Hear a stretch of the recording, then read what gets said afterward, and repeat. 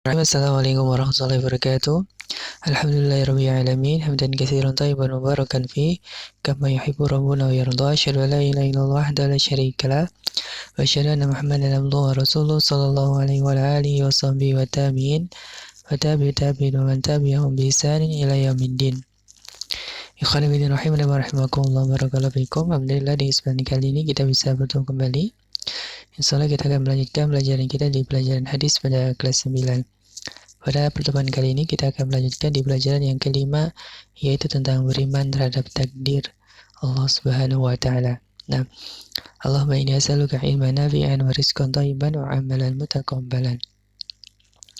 Judulnya adalah beriman terhadap takdir, sedangkan bisa diberi judul pada buku kalian masing-masing di pelajaran yang kelima. Nah, baik. Di awal itu ada pendahuluan. Nah, ada perkataan Abu Bakar As-Siddiq radhiyallahu an kepada Rasul sallallahu alaihi wasallam tentang sebuah ayat.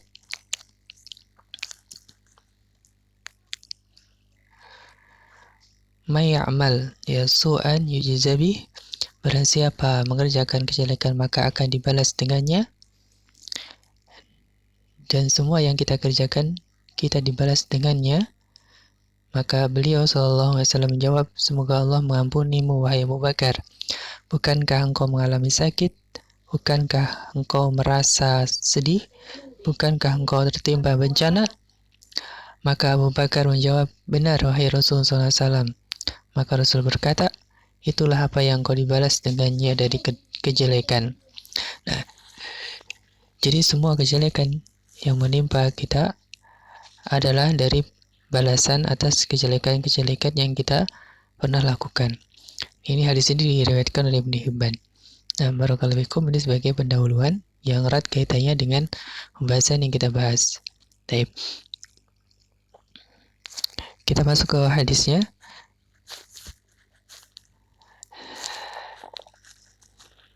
Hadis dari Anas bin Malik. Kita baca dulu. Anas bin Malik radhiyallahu an qala Rasulullah sallallahu alaihi wasallam, idza aradallahu bi'abdihi al-khaira ajjala lahu al-uqubati fid dunya wa idza aradallahu bi'abdihi syarra amsaka anhu bidambihi hatta yuwafiya bihi yaumal qiyamah. Nanti hadisnya dihafalkan ya. Sekali lagi kita baca. Anas ibni Malikin radhiyallahu an qala Rasulullah sallallahu alaihi wasallam, idza aradallahu bi'abdihi al-khaira ajjala lahu al-uqubati fid dunya wa idza aradallahu bi'abdihi syarra amsaka anhu bidambihi hatta yuwafiya bihi yaumal qiyamah. Rawahu Tirmidzi. Dari Anas bin Malik radhiyallahu an telah bersabda, Rasulullah sallallahu alaihi wasallam, apabila Allah menginginkan kebaikan bagi seorang hamba, maka Allah akan menyegerakan hukuman atas dosanya di dunia. Dan apabila Allah menginginkan kejelekan bagi seorang hamba, maka Allah akan menahan hukuman atas dosanya sehingga dibalas dosa tersebut pada hari kiamat. Nah, perhatikan hadis yang mulia ini. Jangan terbalik kita memahaminya ya. Perhatikan, jika Allah menginginkan kebaikan bagi hambanya, maka Allah akan menyegerakan hukuman atas dosanya di dunia. Nah, jika dikehendaki kebaikan, maka dosa-dosa seorang hamba itu akan dibalas di dunia. Kenapa? Ya nanti ketika dia meninggal menghadap Allah, berarti dia sudah bersih dari dosa-dosanya. Nah, itu tanda kebaikan. Apabila Allah mengendaki kejelekan bagi seorang hamba, maka hukuman atas dosa-dosanya itu ditunda di hari kiamat. Kita tahu bahwasanya balasan di hari kiamat itu jauh lebih pedih dibanding balasan di dunia. Nah, barakallahu fikum. Benar disepahami ya? Baik, itu hadis yang pertama. Hadis yang kedua. An Anas bin Malik radhiyallahu an qala Nabi sallallahu alaihi wasallam, la yatamanna ahadukumul maut min durrin asabah fa in kana la budda fa'ilan falyakul Allahumma ahyini ma kanatil hayatu khairan li wa tawaffani idza kanatil wafa'u khairan li.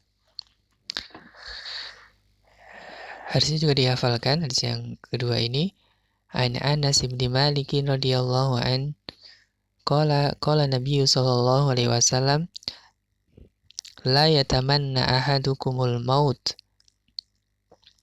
min durrin asabahu fa in kana la budda fa'ilan falyakul Allahumma ahyini ma kanatil hayatu khairan li wa tawaffani idza kanatil wafatu khairan li. Taib. Hadis ini diriwayatkan oleh Rawahu Bukhari dan Muslim ya. Dari Anas bin Malik radhiyallahu anhu berkata, telah bersabda Rasul sallallahu alaihi wasallam, jangan sekali-kali salah seorang di antara kalian mengangankan kematian atau menginginkan kematian karena bahaya yang menimpanya. Apabila harus melakukan hal tersebut, hendaklah dia mengucapkan atau mengatakan jika terpaksa ya karena saking beratnya musibah tersebut, maka ia mengatakan, ya Allah, hidupkanlah diriku apabila kehidupan itu baik bagiku, dan matikanlah diriku jika kematian itu baik untuk diriku. Nah, ini hadis yang kedua. Kita langsung ke makna dan bimbingan hadisnya. Ada kosakata. Yang pertama ada uqubati fid dunya. Bencana dengan apa yang tidak disukai seperti penyakit, kefakiran, dan yang semisal keduanya. Ya, ini hukuman di dunia. Seperti penyakit, kefakiran, kemiskinan, musibah-musibah ya. Itu adalah bentuk-bentuk hukuman di dunia. Nah, kalau hukuman tersebut sudah kita terima di dunia, itu adalah tanda kebaikan. Tentunya bagi orang-orang yang beriman ya. Nah, orang-orang yang beriman kepada Allah, berarti orang-orang yang dikehendaki kebaikan oleh Allah, maka dosa-dosanya akan dosa-dosa yang diperbuat dan diberi hukuman di dunia. Nah, jadi jangan, kalau kita seorang yang muslim kemudian sudah berusaha untuk mentaati Allah Ta'ala, kemudian qadarullah menerima tertimpa musibah, maka jangan berkecil hati. Boleh jadi itu adalah bentuk dari hukuman dari Allah, yang hukuman tersebut ya adalah dari dosa-dosa yang telah kita perbuat. Nah, sehingga nanti ketika hukuman tersebut telah diterima di dunia, nah, harapan kita hukuman tersebut tidak ada lagi di hari akhir. Nah, seperti bencana sedang kita menimpa kita, seperti bencana pandemi sekarang ini. Nah, ini adalah bentuk dari musibah yang menimpa kita semuanya. Kalau kita menerima dalam keadaan ikhlas dan mengimani itu adalah takdir dari Allah, maka mudah-mudahan ini semuanya adalah bentuk dari penggugur ya dari dosa-dosa kita. Nah, dan amsaka anhu bidambihi. Diakhirkan hukumnya ya yang semestinya diterima, ditahan hukumannya di akhirat nanti ya. Ini bagi orang-orang yang dikehendaki kejelekan. Yuwafa bihi, ditangkan hukuman tersebut pada hari kiamat. Min durin asobah, berupa bahaya-bahaya dunia seperti penyakit, kefakiran, dan semisalnya. Nah, taib makna bimbingan hadis, berbagai musibah menimpa kepada manusia di dunia. Di antara kegembiraan dan kesedihan, antara bahagia dan celaka, maka kebaikan tidak abadi. Angan-angan di dunia pasti terputus dan kematian pasti menimpa. Ya, jadi apa yang menimpa kita di dunia itu adalah bentuk dari takdir Allah Subhanahu wa taala. Nah, dan tidak abadi. Yang abadi adalah nanti di akhirat. Baik. Selanjutnya yang kedua, di antara contoh musibah yang menimpa manusia di dunia yaitu kefakiran, ya, kemudian ada kelaparan, ya, musibah-musibah, kematian, sakit, dan seterusnya ya, sangat banyak. Ada bentuk-bentuk musibah yang menimpa manusia di dunia. Nah, tentunya kita bisa menilai ya, kalau musibah yang menimpa manusia tersebut adalah orang-orang yang beriman kepada Allah dan Rasul-Nya, mudah-mudahan itu adalah bentuk dari disegerakannya hukuman, yang diharapkan nanti tidak ada lagi hukuman atas dosa-dosanya di akhirat. Ini tanda-tanda kebaikan. Atau juga dengan musibah tersebut akan dihapus dosa-dosanya dan diangkat derajatnya. Ini bagi orang-orang yang beriman. Tetapi bagi orang-orang yang kafir.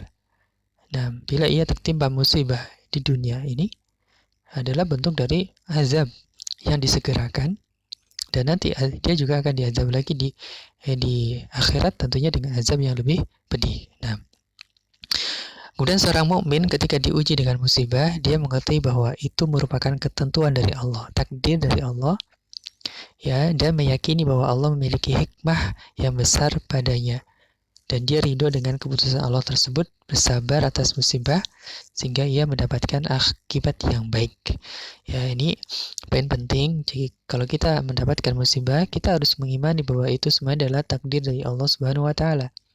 Qadarullahu masyafa'al. Nah, kemudian semuanya adalah dari Allah, dan kita harus bersabar, ikhlas menerima musibah tersebut. Di antara hikmah, ya, ketika Allah menimpakan musibah kepada seorang hamba yang mukmin, yang pertama tadi ya sudah disebutkan, ya, menghapus kejelekan, mengangkat derajat, dan seterusnya, ya. Nah, dan yang kelima, wajib bagi kita untuk ridho terhadap takdir yang telah terjadi. Ya, jangan menghadapi musibah dengan keluh kesah atau kemarahan. Karena meskipun kelihatannya jelek tetapi membawa kebaikan yang banyak bagi seorang mukmin. Dan sesungguhnya Allah Ta'ala mencintai seorang hamba, maka Allah akan menimpakan musibah tersebut untuk membersihkan kejelekan-kejelekan atas dosa-dosanya. Akan tetapi hal tersebut tidak menjadikan seorang hamba untuk meminta keselamatan. Sebagaimana dalam hadis Nabi Sallallahu Alaihi Wasallam, ya. Kita lanjutkan dulu di 6. Di antara ridho Allah terhadap keputusan dan ketentuan Allah, yaitu di antara hasil ridho terhadap keputusan dan ketentuan Allah mendapatkan pahala, apalagi ya mendapatkan tentunya kebahagiaan hidup, ya. Terus akan dicintai dari Allah dan seterusnya. Dan berhati-hati dari menentang ketentuan Allah atau jengkel terhadap musibah yang menimpa, ya. Ini tidak boleh. Kemudian di antara bentuk tidak ridho terhadap takdir, yaitu menginginkan kematian karena kejelekan yang menimpanya, dan mendoakan kejelekan bagi dirinya dengan kematian. Dan lebih jelek itu adalah melakukan usaha untuk bunuh diri. Ini tidak boleh, ya. Nah, tidak boleh kalau misalnya kita tertimpa suatu musibah yang sangat berat, maka tidak boleh kita mendoakan kejelekan untuk diri kita sendiri atau sampai-sampai bunuh diri. Nah, tidak boleh. Kalaupun misalnya nomor 9-nya, musibah itu benar-benar musibah yang sangat besar, ya. Ya mungkin kita tidak sanggup lagi, maka untuk jangan mengangankan kematian, tetapi kita bisa dengan berdoa, ya, dengan satu doa yang telah dituntunkan oleh Rasulullah SAW tadi di depan. Nah, doanya sudah di hadis yang kedua tadi, yang berbunyi tadi, doanya adalah Allahumma ahini ma kanatil hayatu khairan li wa tawaffani idza kanatil wafatu khairan li. Ya Allah, ya, hidupkanlah diriku bila kehidupan itu lebih baik bagiku, dan matikanlah diriku jika kematian itu lebih baik dariku. Bisa dengan berdoa seperti itu jika memang kita tidak sanggup lagi untuk menahan dari musibah yang menimpa. Nah, baik.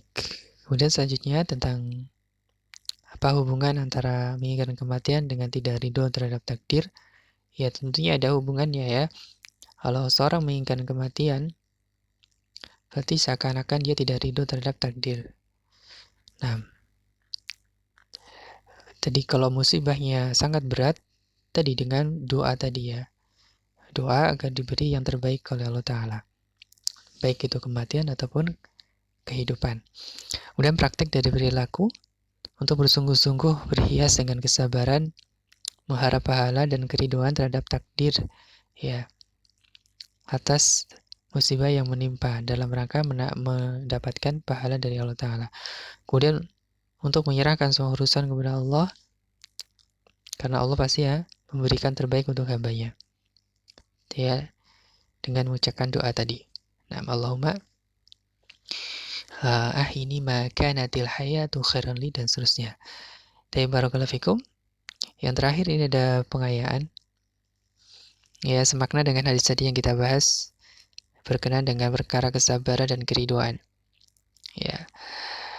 Dari Abu Sa'id ya Al-Khudri radhiyallahu an bersabda, Rasulullah SAW, tidaklah menimpa seorang muslim dari kecapean, rasa sakit, gundah gulana, kesedihan, gangguan, dan kegalauan sampai duri yang menusuk, ya, kecuali Allah akan menghapus ya dengannya kesalahan-kesalahannya. Ya, jadi musibah yang menimpa manusia itu sebagai penghapus dosa. Ya.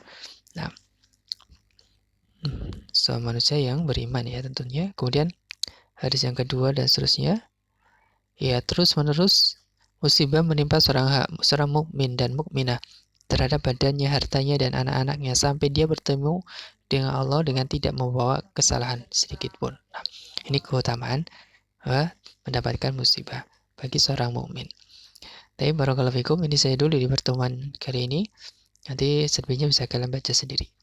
Wallahu ta'ala alam. Subhanakallahumma bihamdika asyhadu an la ilaha illa anta astaghfiruka wa atubu ilaik. Assalamualaikum warahmatullahi wabarakatuh.